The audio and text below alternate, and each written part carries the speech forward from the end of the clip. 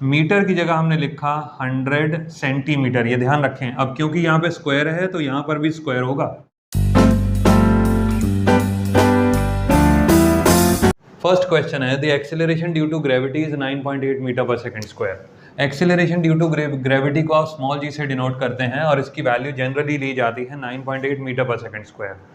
9.8 के आगे लिखा है मीटर पर सेकंड स्क्वायर। मीटर और सेकंड ये दोनों होते हैं MKS सिस्टम में, तो ये ध्यान रखें कि ये जो 9.8 वैल्यू है ये मीटर, ये MKS सिस्टम का पार्ट है। इसको हमको कन्वर्ट करना है फीट पर सेकंड स्क्वायर में, और फीट पर सेकंड स्क्वायर होता है FPS सिस्टम का पार्ट। एक बात हमेशा याद रखें कि 1 मीटर में 1 metre is equal to 3.28 feet. अगर आप 1 मीटर का लेंथ लेते हैं ना, 1 मीटर का स्केल लेते हैं, तो उसको अगर फिट में डिवाइड करेंगे तो 3.28 फिट होता है उसका।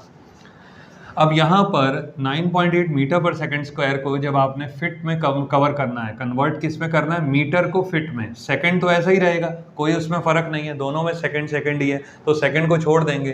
तो क्या होगा फाइनल आंसर, 9.8 मीटर की जगह लिखेंगे 3.28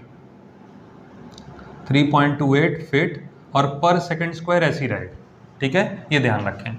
अब 9.8 इंटू 3.28 जब आप करते हैं तो 32.14, 32.14 ऐसा भी बोल सकते हैं, 32.14 फिट पर सेकंड स्क्वायर। ये हमारा फाइनल आंसर हो गया। ये ध्यान रखें कि अगर ये अपॉन का साइन लगाते हैं तो पावर रहनी चाहिए पॉजिटिव में, और अगर अपॉन का साइन नहीं लगाते हैं तब पावर हो जाती है नेगेटिव में। ठीक है ना। सेकंड क्वेश्चन क्या कहता है, the value of G। Capital G का मतलब होता है universal gravitational constant, universal gravitational constant. Capital G की वैल्यू जो MK सिस्टम में है वो है 6.67 इंटू 10⁻⁻11 न्यूटन मीटर स्क्वायर पर kg स्क्वायर। अब इसको किस में कन्वर्ट करना है, CGS सिस्टम में। ध्यान रखें, अब CGS सिस्टम में 1 newton is equal to 10⁵ dynes हो जाता है। कई टीचर D/N लिखते हैं, कई D/N ही लिखते हैं, आप जो चाहें लिख सकते हैं। 1 न्यूटन MK सिस्टम में आता है और डाइन आता है CGS सिस्टम में, और 1 न्यूटन में 10⁵ डाइन होते हैं। यहाँ लिखा है मीटर, मीटर को CGS सिस्टम में जब आप कन्वर्ट करेंगे तो वो बन जाएगा सेंटीमीटर, तो 1 metre is equal to 100 centimetre. kg को आप कन्वर्ट करेंगे ग्राम्स में, तो 1 kg इज इक्वल टू 1000 ग्राम्स। ये ध्यान रखें।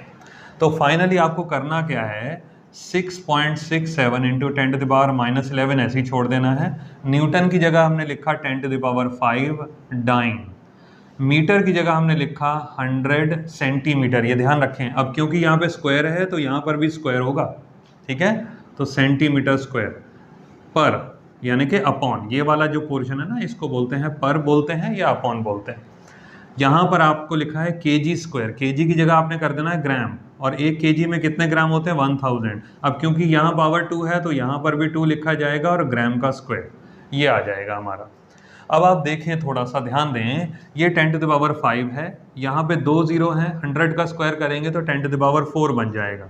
6.67 इंटू 10⁻⁻11 इंटू 10⁵, 100 का स्क्वायर करा 10⁴, और 1000 का स्क्वायर करा 10⁶।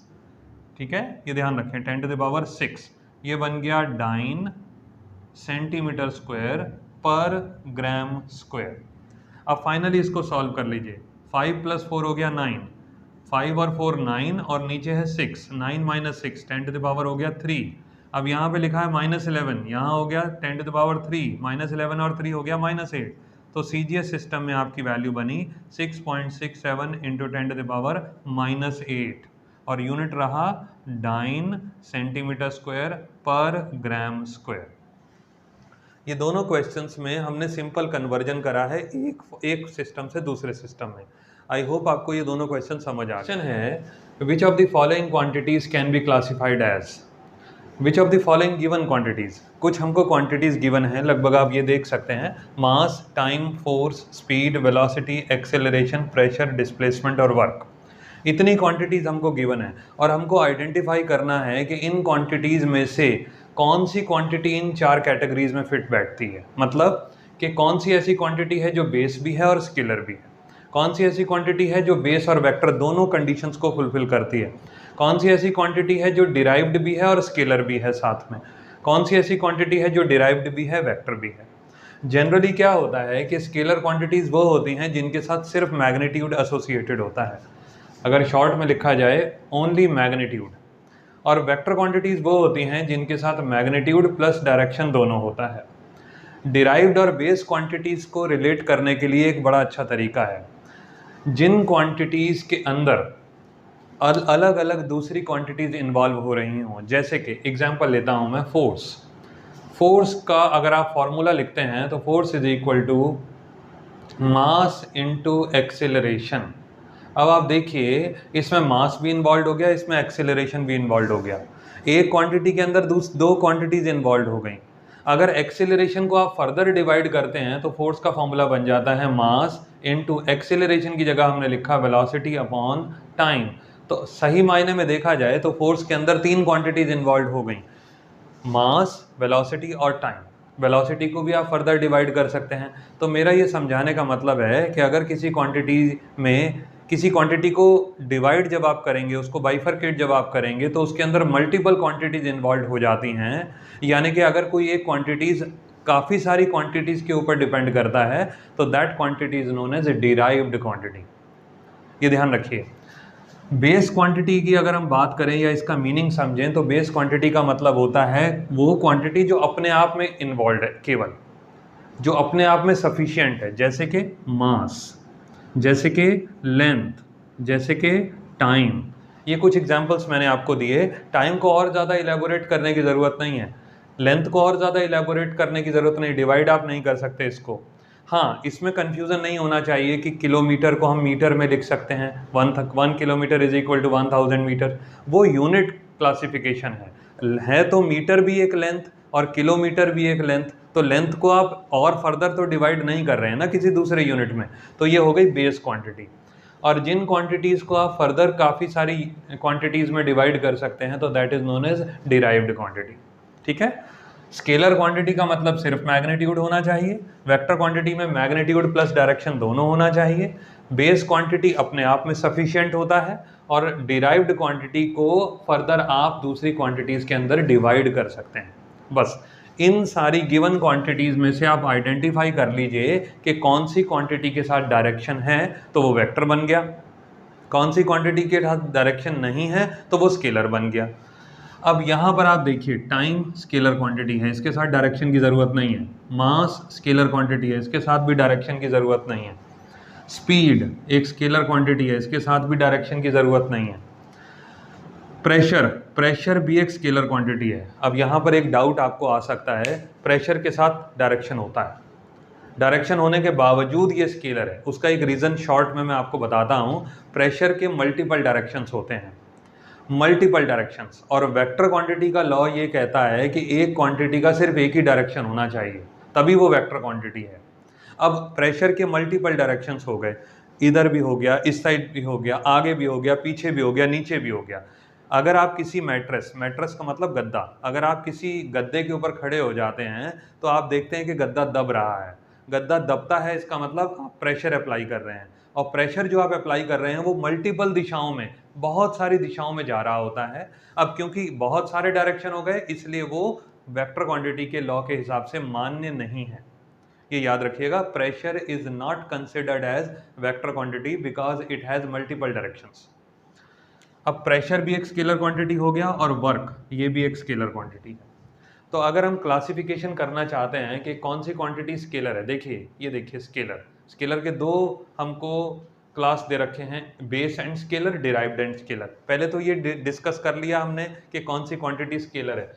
मास, टाइम, स्पीड, प्रेशर और वर्क, ये स्केलर हो गए।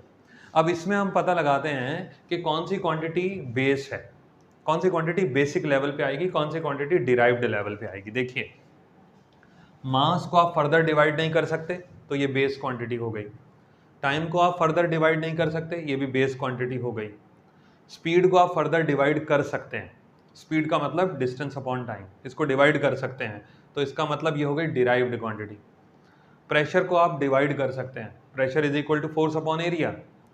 ठीक है, तो जिसको आपने डिवाइड कर दिया दूसरी क्वांटिटीज की फॉर्मेट में या दूसरी क्वांटिटीज की फॉर्म में उसको आप बोलेंगे डिराइव्ड क्वांटिटी। वर्क को भी आप डिराइव कर सकते हैं, work is equal to force into displacement. तो ध्यान दीजिए कि मास और टाइम यहाँ पर आएगा आंसर, पहले सेक्शन में आएगा मास और टाइम। डिराइव्ड एंड स्केलर, अब हम बात कर रहे हैं derived and scalar, speed, pressure और वर्क। तो यहाँ पर 3 आंसर हो गए, स्पीड, प्रेशर और वर्क। अब हमारे 2 क्लासिफिकेशन फुलफिल हो गए।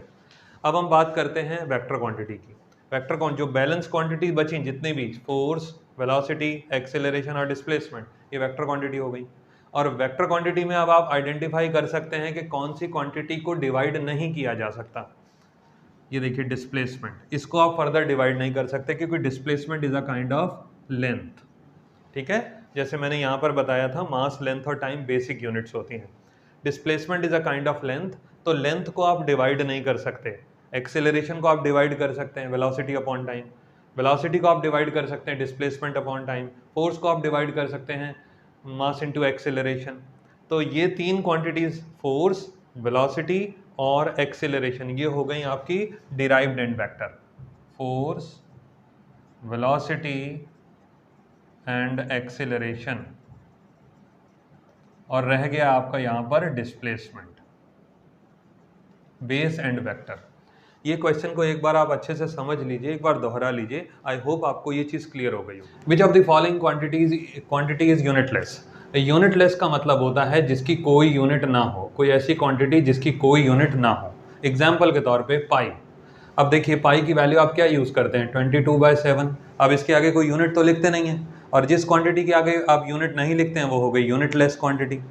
अब हमको 4 ऑप्शन दिए हैं, velocity gradient, displacement gradient, force gradient और प्रेशर ग्रेडियंट। इन चारों में से आइडेंटिफाई करना है कि कौन सी क्वांटिटी की यूनिट नहीं होगी। इससे पहले, शुरुआत करने से पहले एक बेसिक बात आप ध्यान रखें कि अगर कहीं पर भी ग्रेडियंट का टर्म आ रहा है, इसका मतलब उस क्वांटिटी को आपने लेंथ से डिवाइड करना है, क्वांटिटी डिवाइडेड बाय लेंथ, ये ध्यान रखें। अब यहाँ पे लिखा है प्रेशर, तो प्रेशर को लेंथ से डिवाइड कर दो। फोर्स ग्रेडियंट का मतलब force upon length, velocity gradient का मतलब velocity upon length, displacement gradient का मतलब डिस्प्लेसमेंट अपॉन लेंथ। अब यहाँ पर आप देखिए कि हर एक क्वांटिटी को हम लेंथ से डिवाइड कर रहे हैं। अब अगर हमको क्वांटिटी चाहिए यूनिटलेस, इसका मतलब लेंथ का यूनिट जो भी होगा, सेंटीमीटर या मीटर, तो ऊपर वाली क्वांटिटी का भी वही यूनिट होना चाहिए। लेट से अगर डिस्प्लेसमेंट का यूनिट मीटर है, लेंथ का भी यूनिट मीटर है, तो मीटर से मीटर कैंसिल हो गया और फाइनली आंसर क्या बना, यूनिटलेस। तो हमारे फर्स्ट क्वेश्चन का आंसर होना चाहिए बी। और किसी भी क्वांटिटी को, वेलोसिटी को आप लेंथ से डिवाइड करेंगे, कोई ना कोई यूनिट बचेगा। एग्जांपल मैं करके दिखाता हूँ। वेलोसिटी की यूनिट होती है मीटर पर second divided by length. Length का मतलब मीटर, अब मीटर से मीटर कैंसिल हो गया लेकिन पर सेकंड बच गया। तो अगर कोई भी यूनिट बच गई तो वो यूनिटलेस क्वांटिटी नहीं होगा। इसी तरीके से फोर्स को आप लेंथ से डिवाइड करेंगे तो भी कोई ना कोई यूनिट बचेगा, प्रेशर को लेंथ से डिवाइड करेंगे तो भी यूनिट बचेगा। तो यूनिटलेस क्वांटिटी हो गई डिस्प्लेसमेंट ग्रेडियंट। इस फर्स्ट क्वेश्चन में आपको ग्रेडियंट का टर्म अच्छे से समझ आ गया होगा। सेकंड क्वेश्चन है ratio of 1 micron to 1 nanometre. Micron का मतलब होता है 10⁻⁻⁶ और नैनोमीटर का मतलब होता है 10⁻⁹। अब रेशियो मांगा है, रेशियो का मतलब हो गया हमको डिवाइड करना है। अब जो नाम पहले लिखा गया है उसको न्यूमरेटर में रखेंगे और जो नाम बाद में लिखा गया है उसको डिनोमिनेटर में रखेंगे। तो माइक्रो का मतलब 10⁻⁶ डिवाइडेड बाय 10⁻⁹। इस तरीके से आप रेशियो कैलकुलेट करेंगे। अब -9 ऊपर चला जाएगा तो +9 हो जाएगा, -6 + 9 और फाइनली आपको जो मिलेगा 10⁻3। तो इसका आंसर हमारा होना चाहिए ए। कैलकुलेशन पे ध्यान रखें कि बहुत ज़्यादा समय भी ना लगे और हमको कंसेप्ट भी समझ आ जाए। थर्ड क्वेश्चन हमसे कहता है which of the following is not the unit of time. ध्यान दें, अब ये 4 ऑप्शन बहुत ज़रूरी हैं, इससे आपको एक नई चीज़ और पता चलेगी। विच of the following is not the unit of time.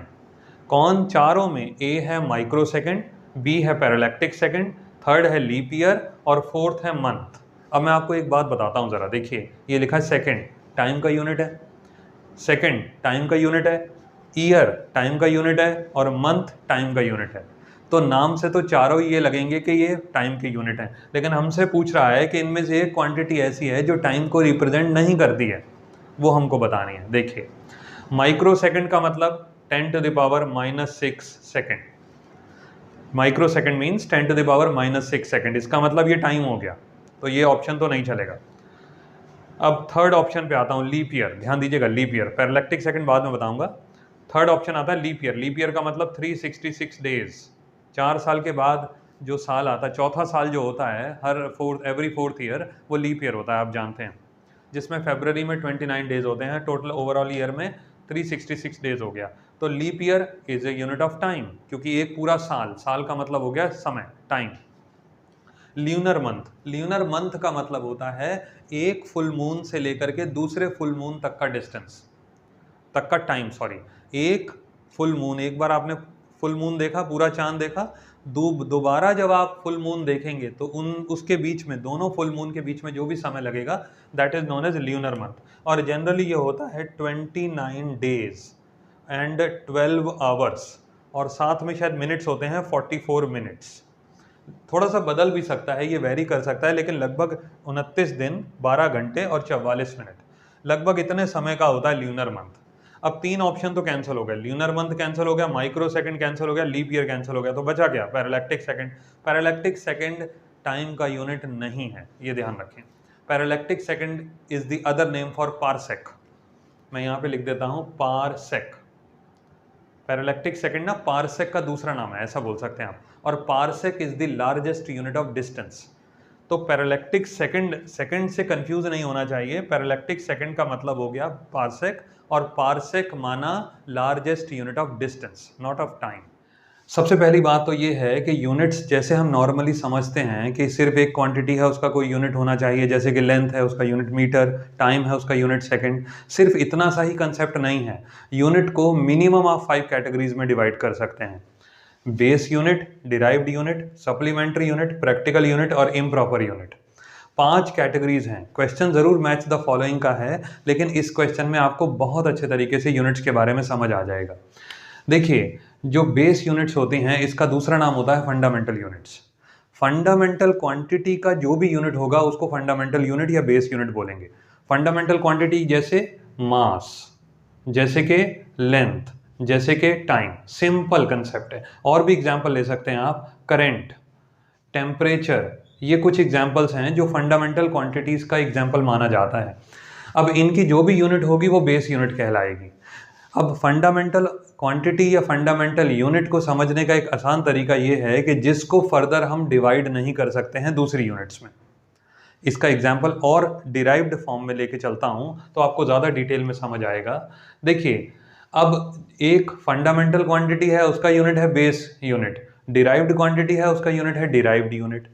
Derived unit जैसे कि न्यूटन, जैसे कि जूल, वर्क का यूनिट होता है जूल, फोर्स का यूनिट होता है न्यूटन। अब न्यूटन को आप डिवाइड कर सकते हैं केजी, मीटर, सेकंड्स में। जूल को आप डिवाइड कर सकते हैं केजी, मीटर, सेकंड्स में। यानी कि जूल और न्यूटन ऐसी क्वांटिटीज हो गई, ऐसी यूनिट्स हो गई जिनको हम छोटी छोटी फंडामेंटल यूनिट्स में डिवाइड कर सकते हैं।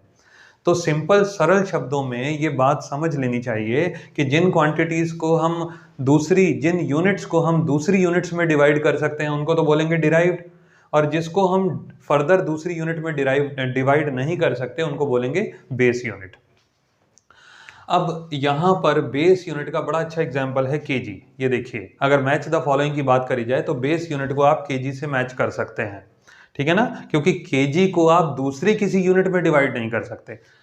डिराइव्ड यूनिट को आप न्यूटन से मैच कर सकते हैं, यहां से लेकर के यहां पे मैच हो जाएगा, क्योंकि न्यूटन को आप केजी, मीटर, सेकंड में डिवाइड कर रहे हैं, ठीक है। अब अगर सिंपल शब्दों में और डिफाइन करा जाए तो न्यूटन का मतलब होता है केजी मीटर पर सेकंड। अब kg stands for mass, M stands for metre यानी कि लेंथ, और एस का मतलब सेकंड यानी कि टाइम। तो न्यूटन को आप मास में डिवाइड कर रहे हो, लेंथ में डिवाइड कर रहे हो और टाइम में डिवाइड कर रहे हो। इसका मतलब ये एक डिराइव्ड यूनिट हो गया। न्यूटन किसका यूनिट होता है? फोर्स। तो फोर्स भी एक डिराइव्ड क्वांटिटी हो गया। तो क्वेश्चन के माध्यम से हमको डिराइव्ड यूनिट के बारे में भी समझ आया और बेस यूनिट के बारे में भी समझ आया। अब हम बात करते हैं सप्लीमेंट्री यूनिट्स की।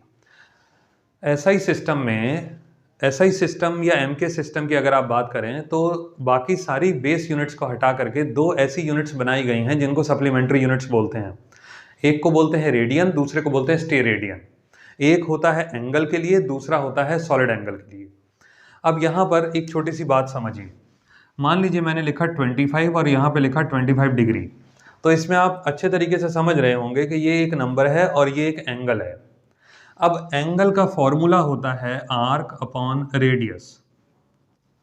अब आर्क का यूनिट सेंटीमीटर, रेडियस का यूनिट सेंटीमीटर, सेंटीमीटर से सेंटीमीटर कैंसिल, तो एंगल का तो कोई यूनिट बचा ही नहीं। अब क्योंकि एंगल का नॉर्मल फिजिक्स के हिसाब से कोई यूनिट नहीं होता, लेकिन अगर हमने नंबर कोई लिखा है उसके साथ उसको हम एंगल की फॉर्म में रिप्रेजेंट करना चाह रहे हैं, तो कोई ना कोई तो ऐसी क्वांटिटी होनी चाहिए ना, ऐसी रिप्रेजेंटेशन होनी चाहिए जिससे हमको पता चले कि ये एंगल है। मैंने लिखा π/4, लेट्स से π/4। अब π/4 एक नंबर भी है, लेकिन अगर मैं π/4 के आगे रेडियन लिख देता हूं तो इसका मतलब ये एंगल है। ठीक है, तो ये ध्यान रखें कि रेडियन एक प्रकार का सप्लीमेंट्री यूनिट है जो कि नॉर्मल यूनिट्स के अलावा है। तो सप्लीमेंट्री यूनिट थर्ड क्वांटिटी को अगर आप मैच करेंगे तो वो रेडियन से मेल खाएगी। अब हम बात करते हैं प्रैक्टिकल यूनिट्स की। देखिए, प्रैक्टिकल यूनिट्स नॉर्मली तो यूज नहीं होता है, लेकिन अगर आप बहुत बड़े लेवल पे काम करते हैं, जैसे कि दो हेवनली बॉडीज हैं, उनके बीच का डिस्टेंस कैलकुलेट करना है तो लाइट ईयर आप यूज करते हैं। अर्थ और सन के बीच का डिस्टेंस यूज करना है तो एस्ट्रोनॉमिकल यूनिट आप यूज करते हैं। तो जो बड़ी बड़ी यूनिट्स होते हैं इनको आप प्रैक्टिकल यूनिट्स बोलते हैं। और एग्जाम्पल भी आपको देता हूं, बिल्कुल रिलेवेंट एग्जाम्पल। आप घर में मोटर इस्तेमाल करते हैं, मोटर के साथ वर्ड ऑथोराइज्ड होता है पावर। जैसे मोटर परचेज करने जाएंगे तो हमसे पूछेगा कितने पावर का मोटर चाहिए, हम बोलेंगे 1 हॉर्स पावर का चाहिए, आधे हॉर्स पावर का चाहिए या 2 हॉर्स पावर का चाहिए। तो HP stands for horse power, वो हो गया प्रैक्टिकल यूनिट। नॉर्मल कैलकुलेशन में हम इस्तेमाल नहीं कर रहे हैं, लेकिन अगर हम एक पावरफुल डिवाइस खरीदना चाह रहे हैं तो उसके साथ हमने HP का टर्म इस्तेमाल कर दिया। तो प्रैक्टिकल यूनिट्स वो होती हैं जो बड़े लेवल पे काम करती हैं या बड़े लेवल पे जिनकी हमको ज़रूरत होती है। यहाँ पे हो गया HP। अब लास्ट आता है इम्प्रॉपर यूनिट्स। इम्प्रॉपर यूनिट्स का मतलब क्या है? इम्प्रॉपर यूनिट का मतलब ये है कि कोई भी यूनिट जिस क्वांटिटी को उससे मैच कराया जा रहा है दोनों आपस में मेल नहीं खाती हैं। जैसे कि यहाँ देखिए kg वेट लिखा है। अब kg जो होती है वो होती है मास की यूनिट, kg वेट का यूनिट नहीं होता है। अगर मान लीजिए हमने लिखा 25 kg तो इसका मतलब है मास, इसका मतलब वेट नहीं है, लेकिन kg के साथ वेट लिखा हुआ है। देखिए, इसका मतलब kg को यूज किया जा रहा है वेट को रिप्रेजेंट करने के लिए। ये चीज मेल नहीं खाती है, इसलिए इसको बोलेंगे हम इम्प्रॉपर यूनिट। ये ध्यान रखिए। 5 एग्जाम्पल्स भी हो गए और हमने डिफाइन करने की भी कोशिश करी कि इनको किस तरीके से अच्छे से समझा जा सकता है विद एग्जाम्पल। आई होप आपको ये क्वेश्चन समझ आ गया होगा।